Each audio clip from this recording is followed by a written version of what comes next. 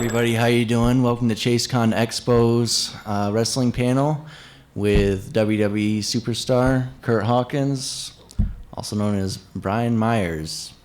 How you doing? I'm excellent, thank you.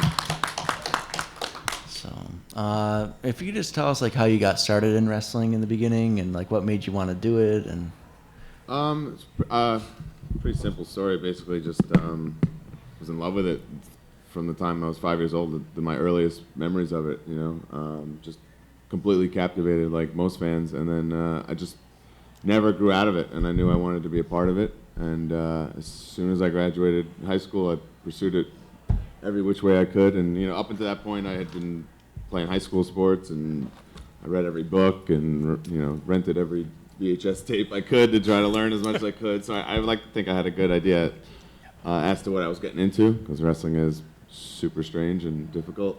But and I was lucky enough to that Mikey Whipwreck from the original ECW. He was training guys out in Long Island, where I'm from, and just kickstarted my career. He gave me a great foundation, and then just by chance, within the first week of wrestling school, I met Zack Ryder, and we're about, I think we're 14 or 17 days in age difference. We grew up about 20 minutes from each other without ever knowing each other, and just a lot of things about us were like ridiculously similar. So it was cool to have kind of like a partner in crime too, who had the same hopes and dreams as I did. Yeah, it's perfect to have somebody you're on the same level. You're looking for the same thing. It was like fate. So so we went pedal to the metal, did everything we could to make things happen for ourselves. Who were the guys that you grew up watching? You said you watched from an early age. My first favorite wrestlers were the Rockers and the Ultimate Warrior, and I still love them, but obviously being 5, 6 years old, I think it had to be the colors and that kind of thing that just jumped off the screen at me. A lot of neon in those. Yeah, a lot of neon, a lot of 1990 neon and tassels and stuff. I guess that's just what called to me. And then as I got older, Mr. Perfect was one of my absolute favorites. That's actually where Curt came from. Okay. When we had a chance to. He was Curt Hennig, right? Yeah, that's his real name. So when we got a chance to kind of not be the Major Brothers anymore and pick new names, I used that as a little, tribute to him. And Bret Hart, Shawn Michaels, just like anyone else, the guys I grew up with, my favorite. Eddie Guerrero. So. Oh, nice. Mm-hmm. Give me the questions. Did you grow up with anybody in wrestling? Did you have any friends that were going to make it on in with you and then didn't, or anything like that, or? Not really. It's funny, when you're little, everyone likes wrestling, which is cool. And then I got into middle school, high school, and at first it wasn't so cool. Then the Attitude Era boom hit, and I'm like, this is great. Everyone likes wrestling. It didn't matter where you went. It was so popular and everyone was into it. So that was a great time period for me. And then as I got into high school, my friends had grown out of it and I just hadn't given it up, and it's like I'm staying in on Saturday night to watch Shotgun when they're going out trying to meet chicks and stuff. I'm like, maybe something's wrong with me here, but I remember that era. Yeah, you know what I mean? It was a little, it was a big peak and then right back, down to reality. But that was cool. But my true friends, my good friends, my buddies were always very supportive of it. I think they thought it was cool that I wanted to do something so outrageous. I was gonna say, I think I was in high school when that era hit, the WCW, Hollywood Hogan era, and like you said, it was nobody watched wrestling, and then all of a sudden everybody watched wrestling. A wrestling shirt. You walk outside, see it. It was crazy. That was a great time for me as a fan because I had loved it for so long, and I'm like, everyone loves it. This is great. Yeah, I remember even talking to people now, but it wasn't so much with the Attitude, or I guess it was, but with the wars, the Monday Night Wars and all that stuff. I didn't even realize how many people watched WCW that I know, and basically everybody did. Yeah. When I was a kid, or WWE, and we all have the same story. My life would be a lot easier back then if I had a DVR instead of doing the flip like everyone else. It was a tough way to watch wrestling, man. When you don't want to miss a second, but simultaneously live crazy things are happening. Did you find it tough trying to break into the business at all, or no? Zach and I, the way we had it in our heads is oh man, we're gonna have to, drive these long hours and do shows for, $20 and maybe a hot dog, whatever, and just do things for the experience and this and that, and then we were prepared to do that, and we got signed by WWE when we were 20 years old. We were basically on the independents for maybe a year and a half. So it's just like a complete. I do want to say, you know, they saw the potential in us, but it was like a lot of luck too in that, you know. So we were just very, very fortunate. So there was no, I don't have a real like struggle story about it, you know. So I'm kind of going backwards, where like I always wanted to be, in my head, I saw myself as CM Punk because he was my favorite, or I idolized him at least. Where I wanted to, you know, wrestle everywhere on my own first, you know, Japan, Puerto Rico, Mexico, do this, you know, where conquer Ring of Honor and be a star, and then the WWE want me. Instead, I just got signed without even really trying too hard. Cut all that out. Yeah, so I'm not complaining that would be ridiculous, but I did have, it's still part of the dream, you know, that story, you know. So I'm kind of going in reverse, and I'm doing that now, which I'm enjoying a lot too, you know, so I'm getting that out of my system too. So. I was going to say, did you feel like you missed out on anything by not doing that, but you said you're doing it now? For sure, yeah, because I always had that in my mind, and I don't know. And I guess my favorite guys were always like people who, I don't know, it's about the story sometimes, about, you know, how they got there, you know, that Daniel Bryan type thing, or, you know, Chris Jericho, you know, just there's something more passionate about it, I guess, you know, so. You know, you were saying there's a lot of like, you know, $20 gigs, a lot of long drives. Did any of that ever make you question any of that, your goal of, you know, getting to be a superstar? No, because like wrestling is so unique to itself. There's nothing else like it. There's nothing. It's sport. It's entertainment. It's you know. So if you want to do this, you have to come to terms and accept everything that involves that. And then I knew that's going to be, you know, a lot of things that. You know, if you're an independent wrestler, you need to have a job that's going to put up with weird hours in your schedule, and you needing off for certain things, and you know, gigs that come up out of nowhere, and you got to make yourself accessible to that. So, and you got to be prepared to be in a car and potentially lose money, and you know, things like that. Because on the other flip side of wrestling is you can't just I'm be a pro wrestler and be good like that. It doesn't work that way. You need experience, and the only way you're going to get that is going out there and busting your ass and paying your dues. Yeah. Yeah, you can't just, I'm going to be an accountant instead. You know, I'm out. Yeah. What was your, did you have any like favorite moments in WWE, or was it like the whole thing, or was it? I don't know. I would assume people would assume I'd say they're winning the tag titles. I don't know if that is my favorite. If I had to pick one, I think it's a tough question. You know, there's a lot of really cool things and things I felt fortunate to do. WrestleMania main event running in, you know, trying to attack the Undertaker, that was really cool.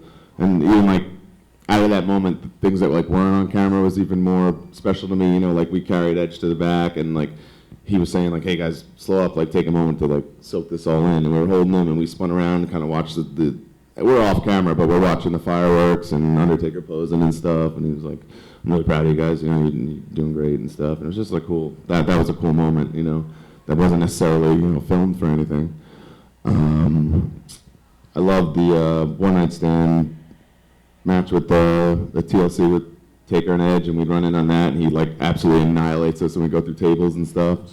And even in that, like that was cool. That was on TV, but I remember after Tommy Dreamer, who's like been very important in my career. He's the one who actually hired us and things like that. He was like.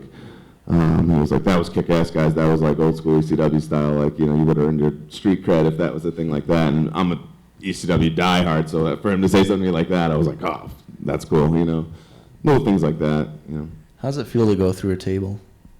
It's surprisingly not that bad, just because your adrenaline is like full tilt. I was just saying, you have that feeling of like when it first happens, like I can't believe this is actually finally happening. Yeah, but your adrenaline's through the roof, you know. So it's not as horrible as you would think, as oddly as that is. Only in wrestling because you'd be like, oh, it's so cool, I got bloody. You're like, why would you say that in any other situation? Or, you know, it's just one of those things that's unique to wrestling that you can't really explain.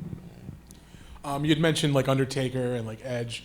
Do you ever find yourself in any position where you're wrestling somebody who you just completely like idolized like that? Like just you completely like you're trying to, you know, work basically, but at the same time inside your head you're just kind of amazed, like I can't believe I'm working with this person. Well, like I mean, the whole Edgehead gimmick came out of that. Zach and I were legit just fanboys of Edge, and we loved him. So the whole idea that we got to shadow him for a year as the World Heavyweight Champion, do everything he did, see how he does it, and see what goes into being the world heavyweight champion, you know, what a commitment that is and how much work goes into that. And we got to see, you know, firsthand, you know, the best seats in the house every night and learn right underneath him. Like, to me, that was the biggest type thing like that. Because, like, I mean, he's probably, like, now my be-all, end-all, like, guy that I think has, you know, accomplished, like, a dream career to me. You know, there's nothing, like, left on his bucket list, and he can walk away from wrestling and say, like, well, I pretty much conquered it, you know, what, there's nothing left, you know, and I think that's super cool. And then on top of that, he's great at it, you know, it wasn't like a fluke, you know,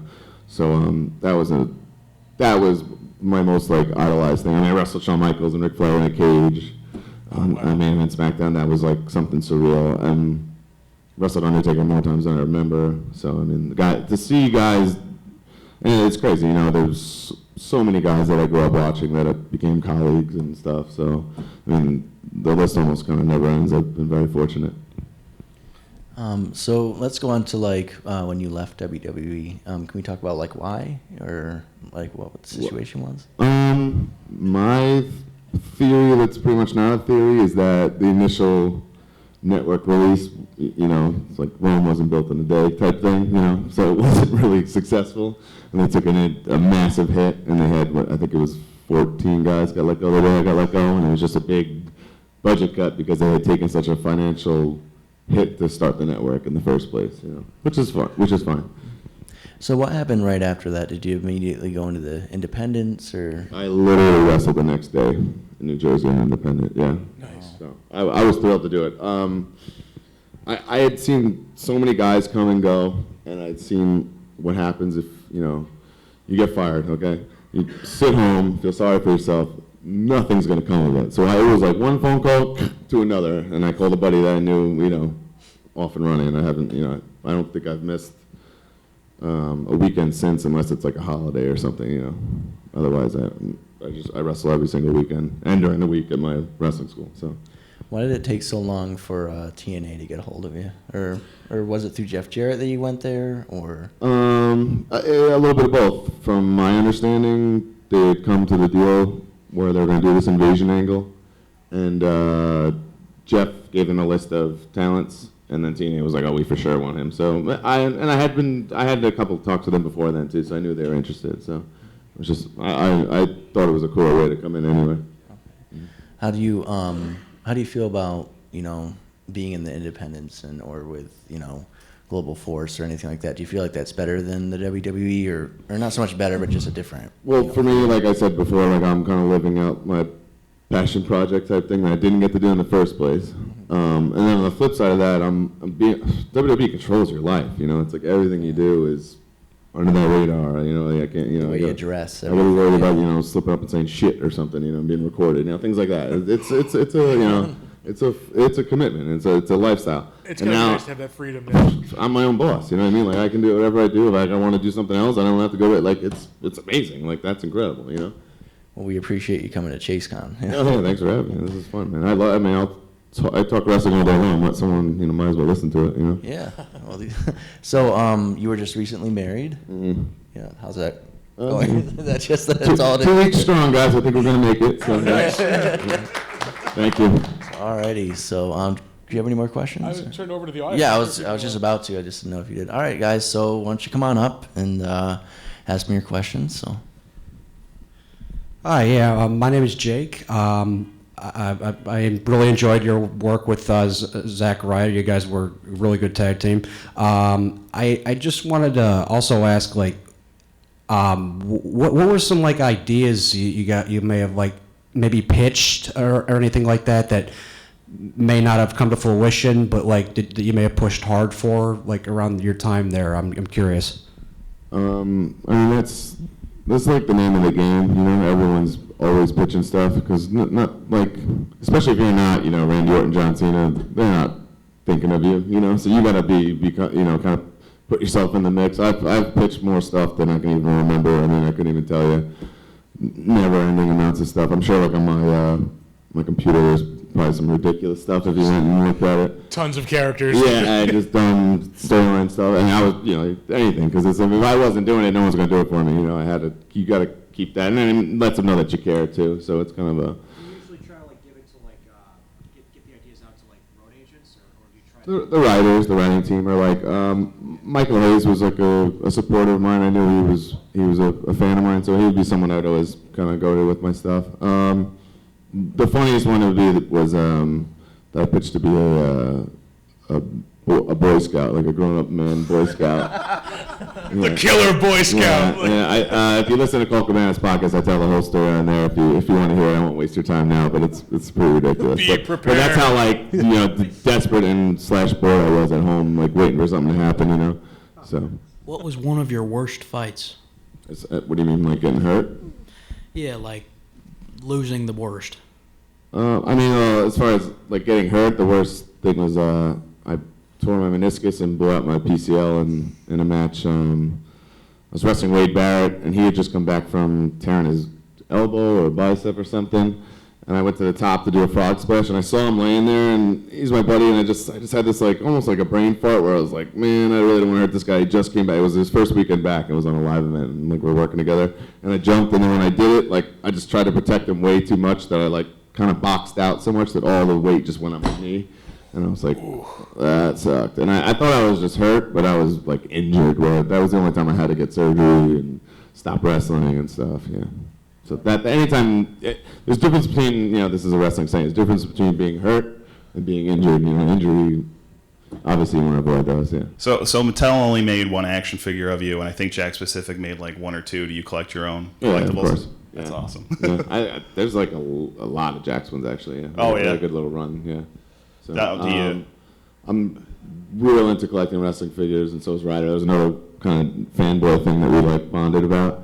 Mattel made a real nice one towards the end of my career in WWE, and now actually, long story short, I met a guy who was behind the Ring of Honor action figures that are coming out. Oh, okay, yeah. And I convinced him to talk to his boss about making a top independent wrestler line. Yeah. So I was like, if you can do this for them, why can't you do it for other guys? And he was like, touche. So he brought that to his boss, and now a Prince of Queens Brian Myers action figure should be out next year. And that's awesome. Along with it's going to be really cool. The Young Bucks and AJ Styles and I saw them, Chris Hero. It's going to be awesome. So I'm thrilled to have it, but I'm also thrilled that I was able to help everyone out, and be behind this whole thing. So I'm looking forward to it. I think it'll be cool. So you still collect Mattel figures? Yeah, like I rounded out the actual line, like with people I worked with, because now, like, I'm not gonna, get Paige or whatever, because I met her twice. I didn't, it was after my time, and now I just kind of collect the flashback guys. That's awesome. Yeah. Who's your favorite figure right now that you have? Of stuff that like just came out. Yeah. I love that Latino Heat Eddie Guerrero. Yep. I like that one. Trying to the newer stuff, that Four Horsemen pack that came out, I thought was really cool. Yeah. Did you see the Undertaker entrance greats, or not the entrance greats, the Defining moments? Yeah, that was like a re-release, so I have the original one from the Comic-Con. Oh, you are lucky. So I don't know, like, do I need that one? I feel like that'd be really He has eyes. That's so, yes, the difference? Yes. That's really annoying. Right. Thank you so much. Thanks, man. I'm going to say, if I ever had my own action figure, there'd be a lot of time spent me fighting me, like wrestling myself, Yeah, you put yourself over when you when I was single, I was like a party favorite. If you came to my house, I just have a box of them. Yeah. Take me home with you. Yeah. Basically, yeah. That's awesome. Does anybody else have a question? You in the back there in the flannel. Come on down. Just like The Price is Right. Yeah. Thank you. Somebody please. All right, so you spent some time in FCW in between before the NXT, before we know what it is now, correct? Mm-hmm. So regardless of how booking and highs and lows turned out for who was on the roster, who really stuck out to you as the next breakout star on the FCW roster? Like at the time, like what do I think? Seeing like this is going to be WrestleMania main event or the really big name up ahead. There's it's tough. Like it could be like first sight, what I thought of people, and then like or like as I saw them and learned. Because like I remember seeing Tyler Rex the first time and being like, holy shit, this guy looks like $1 million, like jacked and like the dreadlocks and the look, and I'm like, this guy's gonna be amazing. And then he just like he really didn't have any heart for it, and it didn't work out. And then the flip side, like I remember seeing Bray and being like, holy shit, this guy's never gonna make it. He looks like shit, and he's but he's amazing. You know what I mean? He's incredible. You know? But you just don't see that thing. It's just at first sight. So, and then as I on the flip side, I worked with Bray a ton down there. I had a lot of his first matches, and I realized, okay, there's something there. Or then there's Titus O'Neil, who I'm like, this guy fucking sucks, and guess what? He still fucking sucks. So. I think we have one back. You never know. Oh, sorry. You can dog bark, suck it on. It's not charisma. Oh, snap. Is it hard for you guys to get health insurance? Thanks, Obama. Well, now that I'm married, I'm piggybacking off my wife's insurance of her job, so I don't have that problem anymore. But it's a weird thing for sure. WWE requires you to get it, which is kind of bullshit because they should pay for it, but they don't. So Yeah, really, that is kind of crazy. yeah, so yeah. Huh. I imagine that's going to be an interesting, trying to get her to join your wife's insurance. Profession, wrestler. Oh yeah.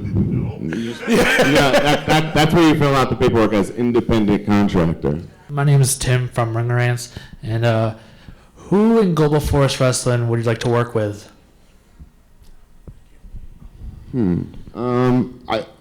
After getting to know Nick Aldis or Magnus, I think he's really good. I would like to wrestle him. I don't like that in Global Force he's a babyface. He just won the world title, and I think he's so much better as a heel. So I think, and it's actually kind of weird. I'm a babyface in Global Force, and he's a babyface. So hopefully we can do a little switch there where I can actually get to work with him. But we'll see. Okay, when I was watching wrestling, John Cena came up 202 as an independent. Who do you think is going to be the takeover when John Cena retires? Because they got to bring someone in.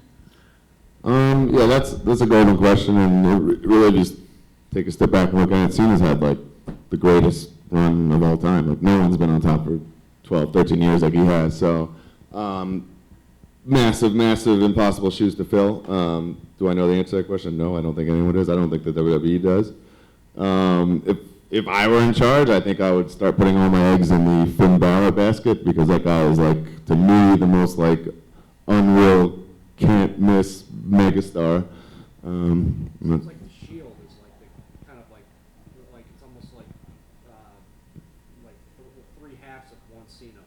Yeah, but I mean, the guys that push him the most. at some point, even when at Punk's highest point, he was still 1B to Cena's 1A. He never was the guy, So they're hesitant to put somebody in that spot. So it's going to be, it's a big decision to make. So You wrestle at Global Force, so do you have any good Bullet Club stories? I mean, Doc Gallows or Festus or one of his 13 names. He's one of my absolute best friends, and he is the funniest guy I've ever met in my entire life. I could do anything with him as long as he's there. It'd be joyous for me. So I could tell you stories for days about them.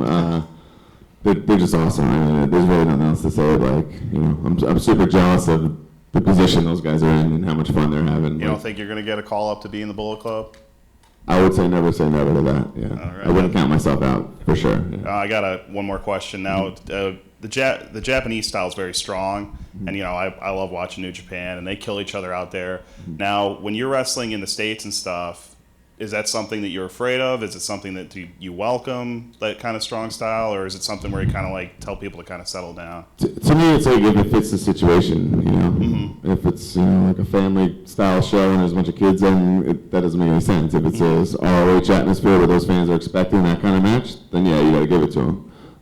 I'd say right now in my career, I've never been to Japan, not even with WWE. I never even got to do any tours or anything like that, just coincidentally. That's probably my number one goal right now is to go to Japan. If it's a run, it's a run. I want to go at least once and just be there. It's the top thing on my bucket list. Could definitely see you there. Thank you, appreciate it. Okay, I got 2 questions. First one, what is your dream match that you wouldn't be in but you would love to see?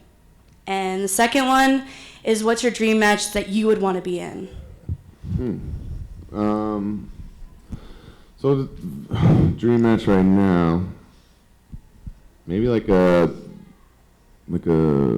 Cesaro Finn Balor pay-per-view match. Let those guys really do their thing. I think that would be pretty kick-ass. Maybe match that I would like to be in, it's crazy. I feel so fortunate. Like I just had this talk this week with somebody where I've wrestled like so many people that I've like wanted to. It's like even this past year I got to wrestle AJ Styles and the Young Bucks and Chris Hero, all those people there was no way to get to when I was in WWE, and I have. I think my top one, and it's like very maybe bizarre, would be Steve Carino, just because I'm such a old school ECW buff, and he was like probably one of my top 3 in ECW, and he's still at it, and he can still have a match. So that would be cool to get that in while he still can. Thanks. Thanks. Yeah, I'm not. I'm just curious because I heard you mention you're not like sounds like you're not high or whatever on Titus O'Neil and stuff. I'm just curious because you said he barks a lot, it's not charisma, but he gets a reaction, and I feel like the guy just has the look that I feel like that could be really, could be what a company like WWE would be looking for. It seems like he does a lot of charity work for them too. Is he just feel like he might not have it completely, or what's the yeah, it's my opinion. If you're a fan, you're a fan. There's like a saying in wrestling. Sure. Wrestling offers flavors of ice cream. You like absolutely. chocolate, vanilla, cookies and cream, whatever. So if you like that, then that's all good. I don't think he's any good, and I don't think he's gonna get any better or anything. And I don't think being that's not charisma. It's a dog bark. And and it depends on what town you're in. Yeah, sometimes that one thing gets a reaction, but just like Ryback's "Feed Me More" tends to get. Yeah. Okay. Yeah. So he's asking you to do it, and everyone does it. There's not a whole lot to that. Yeah. Bell to bell. Do you enjoy what Titus O'Neil does? I feel like he's good at getting the hot tag and stuff like that. They seem like they're really building around that. Roman Reigns is kind of the same way. If people haven't noticed, but no offense, but to him. But they all have their everyone has their moments to shine, as they say. It's fun. It's fun. It's what wrestling's supposed to be. It's fun. If you look back on it, Ultimate Warrior is one of the most successful guys ever, and technically, like I'm a wrestling coach, he was horrible, but he's great. He's still one of my all-time favorites. Yeah. He's a legend. Mm-hmm. So it's each his own. If you're a fan, then you're a fan. Absolutely. But in my opinion, I think he's peaked, and he's not going to get any better. And with O'Neil, yeah, that's all. But he seems like a really reputable dude, though, right? Yeah, he seems like a good guy. Yeah. But if I tweeted and Instagrammed every good thing I did every day, then you'd think I'm a great guy too. So, yeah, think about it that way. Yeah, I hear you. But like you say, different flavors of ice cream. There you go. So where do you see yourself, just wrapping up the panel here, where do you see yourself, I don't know, in the next few years? Do you see yourself like still with Global Force, or do you want to be like in Japan? Like we just said, I got married, so the Japan thing, like I want to do it. I don't know how long I could really commit to that. Couldn't you bring her with you, or what about like a chick wants to live in Japan? When you do the New Japan schedule, kind of works like you go over for like maybe 6 weeks or 4 weeks, and you're back for 2. You don't really stay there. So it's possible. For me, like I said, it's just kind of like a passion thing. It's the top of my bucket list. I want to do it, just to get it out. And then Global Force and TNA, which I actively work for both companies, and they're really, I just want to wrestle. I don't care who it's for or what goes on, and both those companies, their future is kind of like a shoulder shrug right now. So I'm just hoping for the best. I want them both to flourish. I want every company to flourish. To be honest with you, so it's just what's best for wrestling. Alrighty, so I think that's pretty much it. We answered everybody's questions, and thanks for sitting down talking. Cool, guys. Thanks for having me. That was fun. All right, guys. Thank you very. Yep.